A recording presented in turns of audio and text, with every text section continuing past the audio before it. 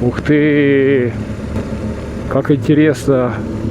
Насколько сильно поменялся пейзаж. Только мы заехали за эту гору, и тут хвойный лес. И наконец-то аромат пошел. Аромат хвои. Наверное, за сегодняшний день это первое впечатление дагестанское, которое 10 из 10. Аромат хвои в лесу и дождь в горах. Потрясающий запах. Очень классные места. Кажется, что и дождь даже здесь в тему. Именно дождь раскрывает аромат хвои. И вот такая мрачность, она даже придает этим местам изюминку.